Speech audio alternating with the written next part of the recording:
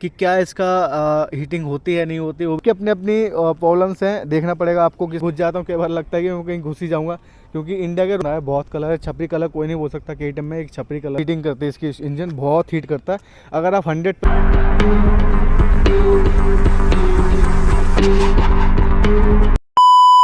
So hey guys, welcome back my YouTube channel. तो मेरा नाम अनिल है, स्वागत है मैं नए एक खतरनाक से ब्लॉग में। तो आपके लिए लाया हूँ KTM 250, जो भाई मेरे सही बता रहा हूँ बेस्ट बाइक है 250cc सेगमेंट में। तो आज मैं इसके बारे में बात करने वाला हूँ। 5 चीज़ें जिसको आपको नहीं खरीदनी चाहिए। इसके जो मैं 1 महीने से यूज़ कर रहा हूँ इसको, तो 1 महीने से जो मैं इसके नेगेटिव वे जो 5 पॉइंट इसके मैंने फेस किए हैं, तो मैं आपको बताने वाला हूँ इसके बारे में। तो आपको देखना है कि आपको इसको लेना चाहिए नहीं लेना चाहिए, आप बताना। बाकी 5 चीज़ें जो है मुझे पता है इसके, और 5 चीज़ें मैं इसके ख़रीदने के ही बताऊँगा जो फ़ायदे हैं इसके।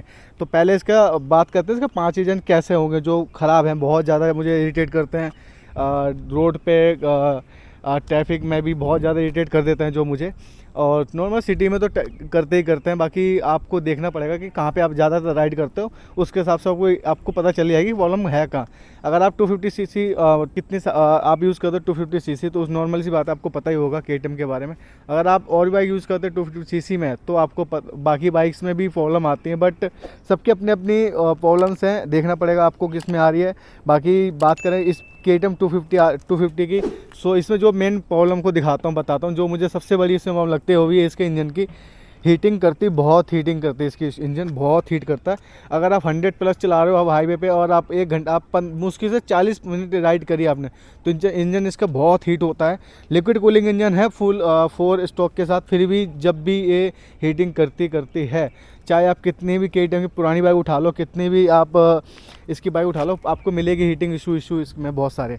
सो अब बात करें इसकी हीटिंग इशू क्यों होती है, मुझे नहीं पता, बाकी इसकी मैंने यूज़ की है।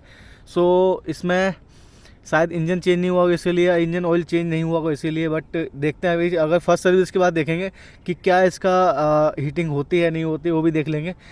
तो पहले ही सर्विस कराते हैं, सर्विस के बाद पता चलेगा इसकी हीटिंग के बारे में। तो बाकी जब अगर मैंने भी एक्सट्रीम फर्स्ट टाइम ली थी, तो मेरी एक्सट्रीम इतनी हीट इशू नहीं करती थी सर्विस के बाद भी। तो बट इसमें देखते हैं, बाकी फर्स्ट सर्विस से पता चलेगा इसका इंजन की हीटिंग है। दूसरा आपको बात बताता हूँ मैं, इसके जो लैंप है ये DRL, ये तो इसके लगता तो बहुत अच्छे देखने में, अगर आप दिन में चलाते हो तो बहुत अच्छे लगते हैं, पर रात में जो इसका जो आपका जो फोकस मिलता है ना आगे रोड पे, तो बिल्कुल नहीं मिलता है, दिखता ही नहीं है, क्योंकि आपको बहुत कम लाइट इसके आगे है। LED ये दे रखे हैं, फिर भी बहुत कम लाइट दिखती है यार, आपको परेशानी बहुत ज़्यादा। कुछ मेरे एक दोस्त है जो पहले से ऑन करता है, उसने अलग से फॉग लैंप लगा रखे हैं इसमें, तो क्योंकि उसको दिखता ही नहीं है। इसको मैंने भी फेस की प्रॉब्लम इसमें ही दिखने के आगे रोड पे। कई बार मैं गड्ढे में घुस जाता हूँ, कई बार लगता है कि मैं कहीं घुस ही जाऊँगा, क्योंकि इंडिया के रोड आपको पता है लाइट तो होती नहीं सही से रोडों पर, और गड्ढे भी कितने होते हैं आपको पता ही चीज़ें, तो उसमें भी दिक्कत बहुत ज़्यादा होती है इन बाइकों में। तो ये चीज़ है। दूसरा ये रहा आपका, बात करें तीसरे की, तो तीसरे इसकी जो प्रॉब्लम है वाइब्रेशन की, 100+ जाते ही बहुत ज़्यादा वाइब्रेशन करती है, इतनी ज़्यादा वाइब्रेशन करती है कि आपके पीछे हिल जाते हैं, आप समझ जाओ क्या हिलते हैं। तो नॉर्मल सी बात है, वो आपको बहुत ज़्यादा वाइब्रेशन करते हैं 100+ जाने के बाद। और जो दूसरा तीसरा गियर जो आप शिफ्ट करते हो ना, उस टाइम भी बहुत ज़्यादा वाइब्रेशन आते फील होती है मुझे तो। बाकी आप लोग को फील नहीं होती तो कमेंट करना, बाकी आपको फील होता होगा, मुझे पक्का पता है कि आप लोग फील होता ही है, क्योंकि इस वाइब्रेशन है ही इतनी। तो KTM की अब बहुत सारी बाइकें आती हैं, तो KTM में मुझे लगता है कि और भी बाइकों में आते हैं, सुपर बाइक के पता नहीं, बट इसमें तो आती हैं। और 390 मैंने नहीं चलाई, जो इसका जो वेरिएंट है पहला 390 का, तो उसको मुझे नहीं पता कि ये कैसी है। बाकी बात करें तो इसमें तो वाइब्रेशन आती है, यूज़ करके देख लेना। और बात क्या है इसमें चीज़ और भी, इसकी सीट बहुत अनकम्फर्टेबल है, कि आपको बहुत ज़्यादा टाइट है, तो उस वजह से और ज़्यादा वाइब्रेशन फील होता होगा, क्योंकि शॉक जो आता है ऑब्जॉर्व नहीं कर पाता होगा। तो ये दिक्कत है, सबसे बड़ी बात मुझे ये लगी इसमें। सीट की बात करें तो सीट तो बहुत ज़्यादा बेकार है, पीछे की भी आगे की भी, प्लेन के लिए बहुत बेकार है, और राइडर के लिए भी।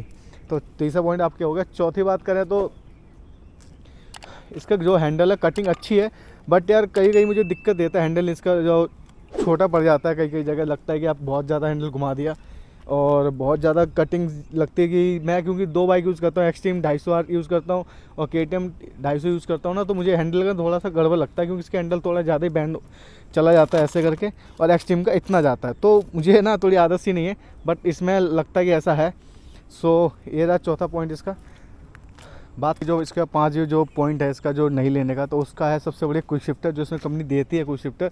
बट जो फर्स्ट सर्विस में यूज़ आप करते हो ना, उसमें टाइम नहीं लगता है, क्योंकि आप मान लो आप गैस शिफ्ट कर रहे हो अप डाउन में, तो वो जल्दी वर्क नहीं करता है। लगता है कि सर्विस के बाद करेगा, या शायद कोई अंदर से कुछ प्रॉब्लम वगैरह होगी, दिखाना पड़ेगा, बट वो नहीं मुझे पता।